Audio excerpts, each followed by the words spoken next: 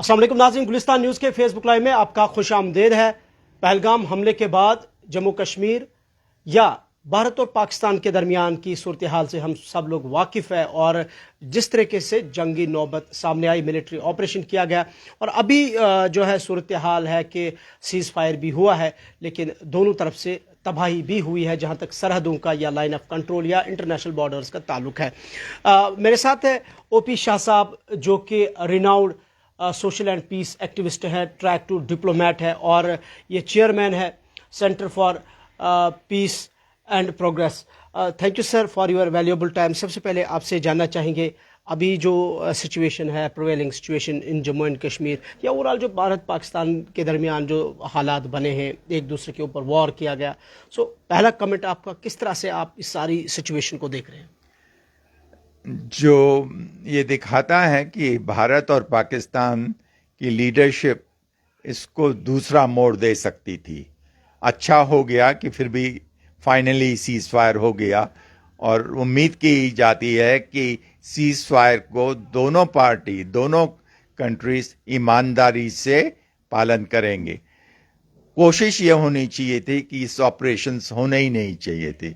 22 तारीख का इंसिडेंट को सबने क्रिटिसाइज किया, सबने कंडेम किया, तो उसका एक रास्ता निकालना चाहिए था कि दोनों कंट्रीज की लीडरशिप को ये सोचना चाहिए था कि हम बातचीत के माध्यम से एक ऐसा वातावरण तैयार करें जिससे कि हमारे इस सब कॉन्टिनेंट में विश्वास का वातावरण रहे और लोग एक दूसरे की मदद के लिए तैयार रहें और दोनों कंट्रीज के संबंध अच्छे हों, जिससे कि डिप्लोमेट्स वापस अपने काम में जा सकें और व्यापार बढ़ सके।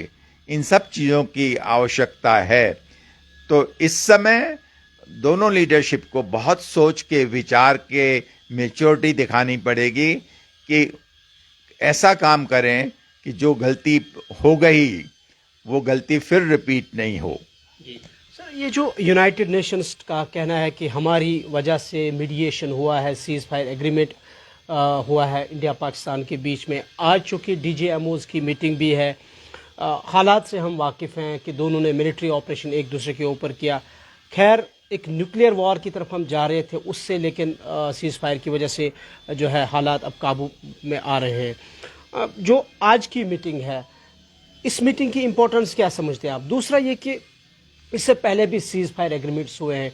डू यू थिंक ये सीज़ फायर एग्रीमेंट टेम्परेरी हो और ये या फुल फ्लेजेड हो, और अगर ये परमानेंट सीज़ फायर होता है सो उसकी क्या इम्पोर्टेंस रहती है? फिर सीज फायर की इम्पोर्टेंस है, आपको याद होगा कि बॉर्डर पर जो सीज फायर हुआ था उसके कारण बॉर्डर, दोनों तरफ बॉर्डर पर जो लोग रहते हैं उनको बहुत फायदा हुआ। बंकर में सोने की आवश्यकता नहीं पड़ी, वो अपने घरों में सो सकते हैं।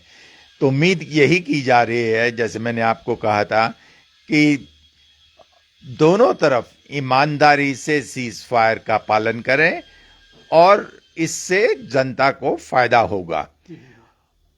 जहां तक बात करने का सवाल है, दोनों को मैच्योरिटी दिखानी होगी और एक दूसरे के कंपल्शंस को, एक दूसरे के लिमिटेशंस को जानना होगा कि क्या हो सकता है। जिस वातावरण में रह रहे हैं, हर एक की बात को समझना पड़ेगा, अपनी बात को समझाना होगा, दूसरे की बात को समझना पड़ेगा, दूसरे के, जैसे मैंने कहा, कंपल्शंस, लिमिटेशंस को जानना पड़ेगा और उसी में से रास्ता निकालना होगा। आप चूंकि कंपल्शंस एंड लिमिटेशंस की बात करते हैं, अभी जो माहौल है, गुस्सा उधर भी है, गुस्सा इधर भी है, डिप्लोमेटिक जो रिलेशंस है वो बिल्कुल ख़त्म है। इंडस वाटर ट्रीटी को दोबारा से इंडिया ने कहा कि वो अबियंस में रहेगी। सो आप as a track two diplomat, चूँकि आप हमेशा एडवोकेसी करते हैं इंडिया पाकिस्तान रिलेशंस पर और हमेशा चाहते हैं कि इस साउथ एशिया के अंदर पीस हो, दुनिया में पीस हो, लेकिन ये जो डिप्लोमेटिक टाइज़ को रेस्टोर करना, रिलेशंस को दोबारा से रेस्टोर करना, कैसे दोनों जो कंट्रीज़ है या जो लीडरशिप है आगे कदम लाना होगा, किस तरह से? उनको आज ही डिप्लोमेटिक रिलेशंस को फिर से कायम करना होगा। दोनों कंट्रीज के एम्बेसडर को इमीडिएटली पोस्ट करना चाहिए। बहुत दिन हो गए बिना एम्बेसडर के हम काम कर रहे हैं और ये पहला कदम होगा जिसमें बिना किसी देरी के ये काम करना चाहिए। मैंने रिसेंटली एक किताब लिखी थी, एडिट की थी, उसका टाइटल है, उस सेकेंड वॉल्यूम था, in pursuit of peace improving Indo Pak relations. उसमें 52 आर्टिकल थे। दिल्ली में उसका रिलीज हुआ था 28 फरवरी को, और इन 52 आर्टिकल में 30 इंडियन के थे, 20 पाकिस्तानियों के थे।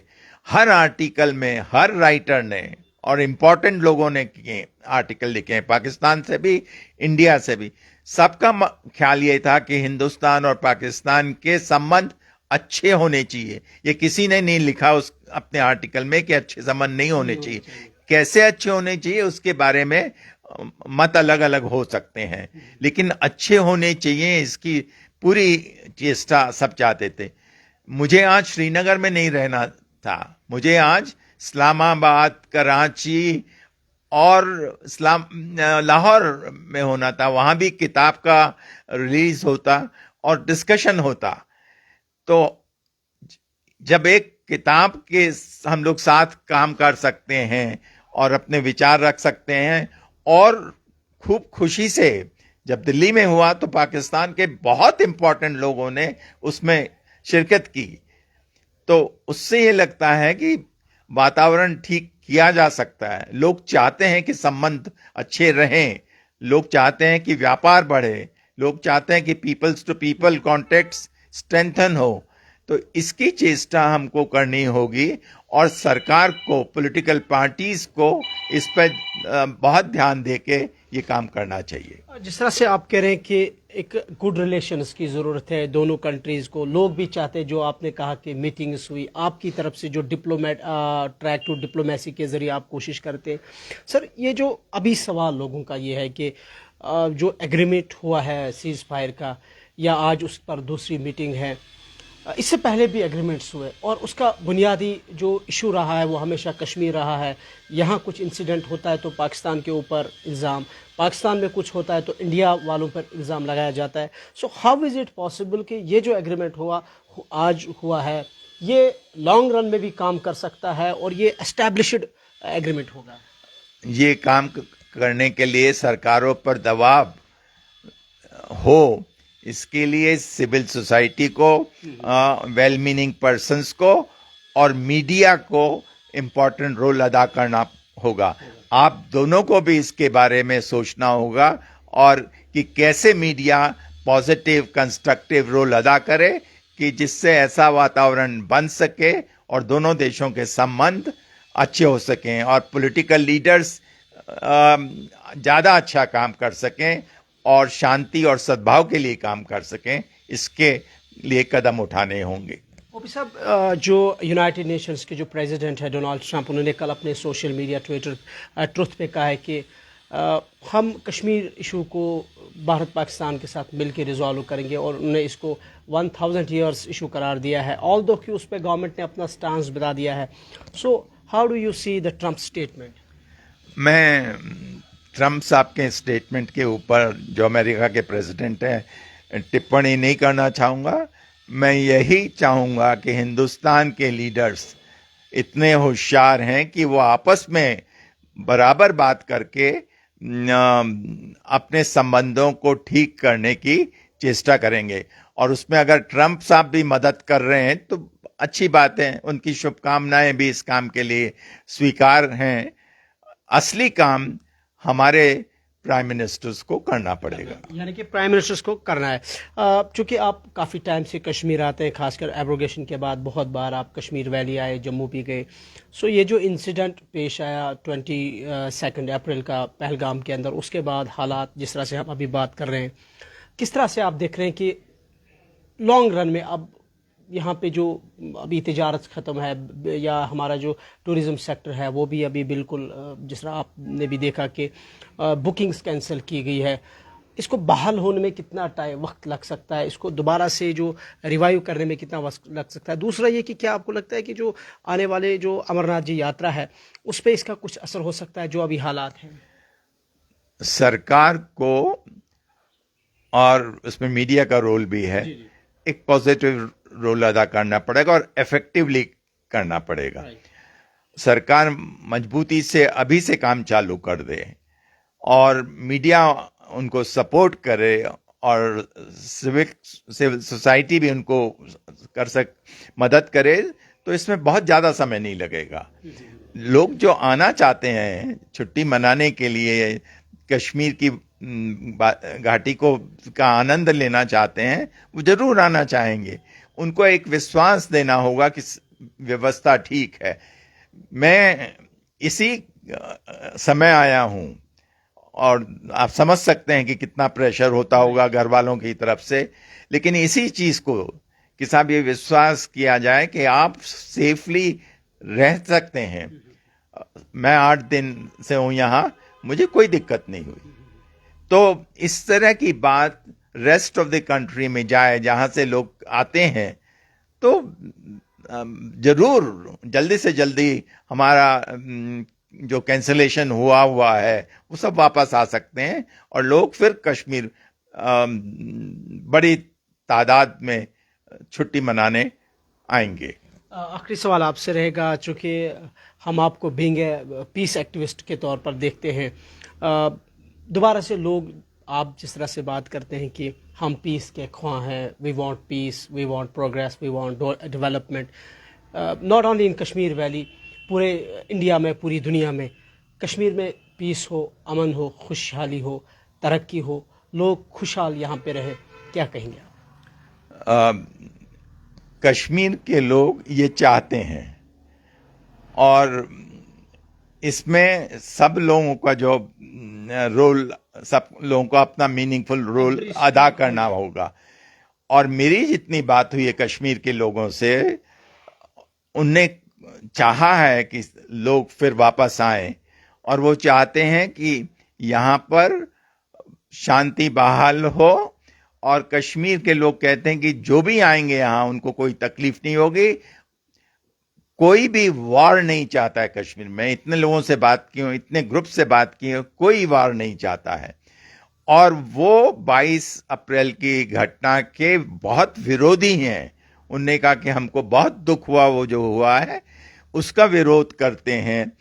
और इवन फर्स्ट टाइम हमने देखा कि जो हमारी हिस्टोरिकल जामिया मस्जिद है वहां पे 2 मिनट की खामोशी की गई। और इसी बात को कहने जा रहा था कि मीरवाइज उमर फारूक से मेरी मुलाकात हुई। उनने मुझे पहले भी अपनी स्पीच का और वो उसका फोटो वीडियो भेजा था। तो ये सब हैं कि सब लोग चाह रहे हैं कि वापस यहाँ नॉर्मल सी आए, और नॉर्मल सी का वातावरण है। यही है कि लोगों में जो वापस गए उनमें विश्वास पैदा हो। एक तो अमरनाथ यात्रा ठीक से जाए, इसके लिए हमको सबको चेष्टा करनी चाहिए। और कश्मीर के लोग शांति चाहते हैं। कश्मीर के लोग हिंदुस्तान और पाकिस्तान के अच्छे संबंध चाहते हैं जिससे उसमें हो। तो यहां पर ये सब चीजों को देखते हुए और यहाँ की लोगों की इच्छा को देखते हुए, यहाँ की सारी पॉलिटिकल पार्टीज भी यही चाह रही हैं, स्पिरिचुअल गुरु भी यही चाह रहे हैं, चाहे वो सिया हो चाहे सुन्नी हो, सबकी इच्छा ये है कि जल्दी से जल्दी बहाली हो। और ये मैसेज सबको अच्छी तरह से भेजना होगा। Thank you so much sir for your valuable time, your precious time. हमारे साथ थे ओपी शाह साहब, जो कि एक पीस एक्टिविस्ट हैं। भारत पाकिस्तान के रिलेशंस पे हमेशा इनका जोर रहा है कि अच्छे ताल्लुकात हो, दुनिया में अमन हो, और ये एक ह्यूमन राइट एक्टिविस्ट के तौर पर भी काम करते हैं। और अभी जो सूरत हाल है जम्मू कश्मीर की, या ख़ासकर भारत पाकिस्तान के दरमियान जो हालात कशीदा है, पुरतनाव है, लोग इधर उधर से मारे गए हैं, सरहदों पर डिवास्टेशन, डिज़ास्टर्स हुआ है और बेघर लोग हुए हैं। लेकिन इस सब के बीच में सीज़ फायर एग्रीमेंट होना ये खुश आइंद कदम है, जिसको न सिर्फ डिफरेंट स्टेक होल्डर्स देख रहे हैं, हर एक शख्स इसकी जो है तायद करता है।